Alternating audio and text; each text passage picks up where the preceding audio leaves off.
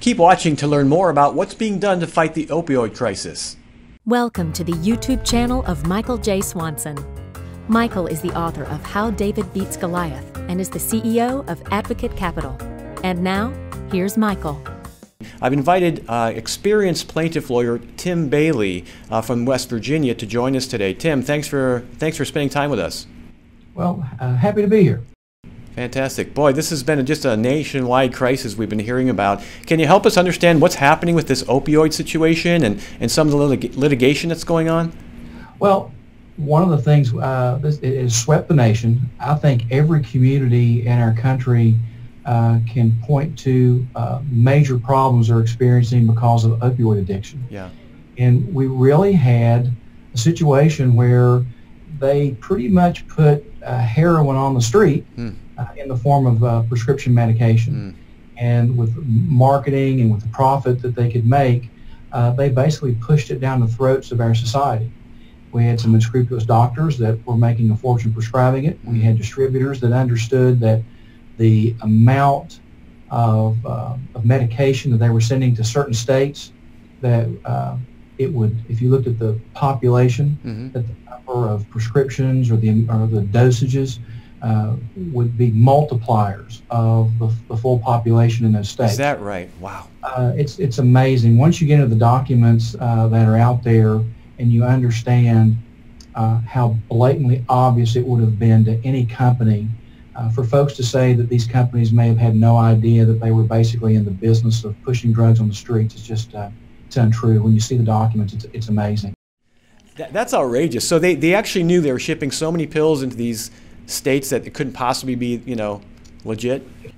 Oh, it was easy to track and to understand how many pills were being pushed into these communities.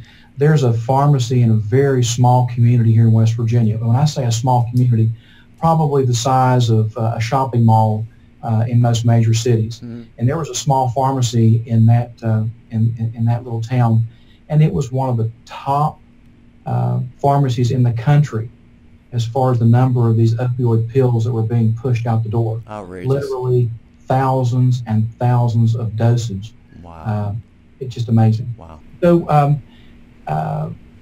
our communities decided to fight back. I think once they figured out that this was nothing more than drug dealers in suits and ties, they decided to fight back. They decided that they were going to hold them accountable.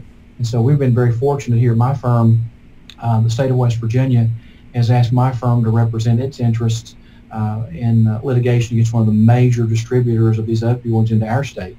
Our state is like a lot of other states, especially in that when the economy took a downturn and we have a very blue-collar type of workforce. Sure. When those jobs went away, as you can imagine, when there's despair and hopelessness, you not only find an economic downturn, but then you can find folks that seek to self-medicate and to somehow forget their misery. Yeah. And so West Virginia was extremely hard hit. Wow, that's amazing. More examples of corporate wrongdoing and corporations putting profits before people. It's unfortunately not a new trend, generally speaking. So these actions then are being brought against distributors. Hopefully they'll make their way through the courts soon. There are these cases now. There is a tidal wave of these cases. In addition to states that have filed, now we have counties and cities are bringing cases. So there are literally hundreds and hundreds of these cases are being filed now, and there's actually an MDL, multi-district litigation, now set up for these cases up in Cleveland. So for those that want to track the progress now, that's sort of going to be a huge barometer of what's going to happen in the opioid litigation.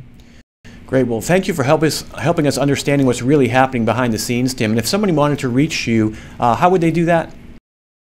They can reach out to me. Our firm website's www.baileyjavinscarter.com. Okay. They could reach out 800-497-0234. Excellent. Well, we'll be sure to put that information below this video when we publish it. And thanks again for being with us today. Thank you.